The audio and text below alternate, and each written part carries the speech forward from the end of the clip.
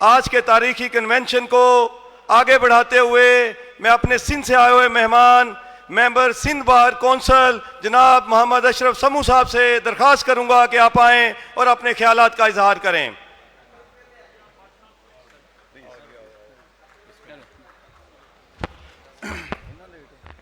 बिस्मिल्लाहिर्रहमानिर्रहीम। मोहतरम आसिफ नसवाना साहब, Lahore high court bar house की पूरी कैबिनेट और स्टेज पे बैठे मेरे कायदीन, हमारे वकला भाई और बहनें, अस्सलाम वालेकुम। सबसे पहले मैं Lahore high court bar association को मुबारकबाद पेश करता हूँ कि इस मुश्किल हालात में ऑल पाकिस्तान लॉयर्स कन्वेंशन बुलाया और अहम इश्यूज़ पर डिस्कस के लिए ये कन्वेंशन बुलाया, जिसमें हमारे कराची से आमिर वड़ाई साहब हैं, केबी लगारी साहब हैं, बहुत सारे यहाँ आए हुए हैं हमारे दोस्त, उनको मुबारकबाद पेश करता हूँ। देखो, मैं एक बात आपको बताता हूँ कि ये 26वीं आईनी तरमीम, ये हमारे मुल्क पे एक सुप्रीम जुडिशल काउंसिल जो है वो सियासी सुप्रीम जुडिशल काउंसिल इंडिपेंडेंट नहीं है, वहाँ पे सियासी लोग बैठे हुए हैं। आपने सियासी लोगों को जुडिशरी को अपॉइंट करने के लिए और वहाँ आपने अदलिया को उसको चेंज करने के लिए, अपॉइंटमेंट करने के लिए सियासी लोग बिठाए हुए हैं, वो कभी भी इंसाफ नहीं कर सकते। तो ये बहुत बड़ी ज्यादती हुई है। 26वीं आईनी तरमीम से अदालत के इंसाफ के दरवाजे बंद हो गए, आजाद अदलिया खत्म हो गई है। मैं समझता हूं कि यहाँ पे जो मुल्क पे हुक्मरानी कर रहे हैं वो डकैत कर रहे हैं। वो डकैती कहां से शुरू हुई है? डकैती वहां से शुरू हुई है जहां पे 8 फरवरी को इलेक्शन हुई और वहां से अवाम का वोट चोरी किया गया 47 फार्म के जरिए, और वो जाली असेंबली वजूद में लाई और जाली असेंबली के जरिए आपने जाली अमेंडमेंट लाई। उन अमेंडमेंट के जरिए अदलिया पे हमला किया, आइन पे हमला किया और ये जाली लोगों के जरिए आपने वोट करवाए और उन लोगों को अगवा करके बंदूक के जोर पे वोट दिलवाए रात के अंधेरे में। मैं समझता हूं ये आईनी तरमीम नहीं है, ये गुंडागर्दी है, ये दहशतगर्दी है। तो ये हमारे वकला बिरादरी ये आपको बता देना चाहते हैं कि हमारे मुल्क में पार्लियामेंट जाली है। पार्लियामेंट जब जाली है तो उनकी अमेंडमेंट भी जाली है, तो मुल्क में इंसाफ नहीं है। रास्ते बंद किए हुए हैं, पीका एक्ट के जरिए आपकी आवाज बंद की हुई है। मीडिया तो बंद है, लेकिन आपके जो सोशल मीडिया के एक्टिविस्ट हैं, आपको हक और सच की बात करने से रोका जा रहा है। मैं समझता हूं कि जुल्म की इंतहा है। और आज 24 करोड़ अवाम जो काले कोट की तरफ देख रही है कि ये काला कोट है जिसने पाकिस्तान बनाया था, जिसने आइन बनाया है, और यही मुल्क बचाएंगे और आपको अपना किरदार अदा करना है।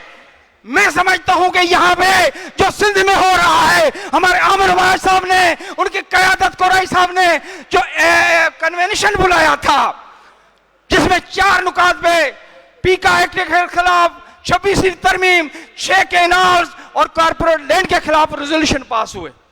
मैं समझता हूं यह इब्तिदा थी और यह लाहौर ने बहुत बड़ा काम किया है। तो यहां पे हमारे मुल्क में अदलिया का यह हाल है। आपकी 26वीं आईनी तरमीम के बाद वो अदलिया आपको पसंद नहीं है जो सियासी लोग पोस्टिंग करते हैं। सियासी सुप्रीम जुडिशल काउंसिल उनके जजेस की अपॉइंटमेंट करती है, तैयार करती है उनको रिमूव करने के लिए या अपॉइंटमेंट करने के लिए। तो वो सियासी लोग कभी भी हुक्मरानों के खिलाफ कोई फैसला दे नहीं सकते। और ऐसी लूली लंगड़ी अदलिया को सबसे ज्यादा जुल्म यह है कि उस पर भी आपको एतबार नहीं है। जब आपके एतबार नहीं है तो उसके बाद आपने ये जो सिविलियन का ट्रायल आपने मिलिट्री ट्रायल को दिया है। जब आपने मिलिट्री ट्रायल को दिया है तो इसका मतलब इन अदालतों में आपको एतबार नहीं है। तो फिर अदालतों को ताले लगा दो ना, अदालतों को ताले लगा दो। इन अदालतों की क्या जरूरत है जब आपको सिविलियन की मिलिट्री ट्रायल को दे रहे हैं? इसका मतलब इन जजेस में ये एबिलिटी नहीं है, ये फैसले नहीं कर सकते, ये आपके फैसले इन पे एतबार नहीं है। जब आप मिलिट्री ट्रायल को दे रहे हैं तो इन अदालतों को ताले लगा दो, कोई जरूरत नहीं है, इंसाफ की तो वैसे ही उम्मीद नहीं है। तो यहां सिंध में 15 लाख एकड़ जमीन ये हमारी सिंध हुकूमत पीपल्स पार्टी ने, जरदारी साहब ने वो लोगों से छीन कर उन लोगों को दिए हैं, कारपोरेट चंद लोगों को, और उनसे जमीन छीनी जा रही है। 6 कैनाल निकाल कर उनकी जमीनों के पानी भूखा और प्यासा मारने 7 करोड़ लोगों का प्लान बनाया जा रहा है। हम वहां जब भवरलो में थे, अमर बनाई साहब थे, हम लोग 12 दिन रोडों में बैठे हुए थे, 45 से 50 डिग्री सेंटीग्रेड में। हमने वहां पे बैठ के जिंदगी और मौत का फैसला किया था। हम यहां से जाएंगे या तो हमारी डेड बॉडी जाएगी या हमारा नोटिफिकेशन होगा। अल्हम्दुलिल्लाह हमें काले कोट को कामयाबी मिली है। आज सिंध में ये हो रहा है, हमारे लाश भी नहीं रहते, मरने के जीने का हक तो छीन लिया, अब मरने का हक छीन रहे हैं, लाश भी नहीं दे रहे, उन औरतों को जीने रोने का हक नहीं दे रहे, तो जुल्म हो रहा है। इसके लिए काले कोट को अपना किरदार अदा करना होगा। पूरे मुल्क में काले कोट को मेरी गुजारिश है, घर में न बैठे, ये फैसले रोडों में होंगे, अदालतों से इंसाफ नहीं मिलेगा। अपना किरदार अदा करो, 24 करोड़ अवाम का एतमाद बहाल करो।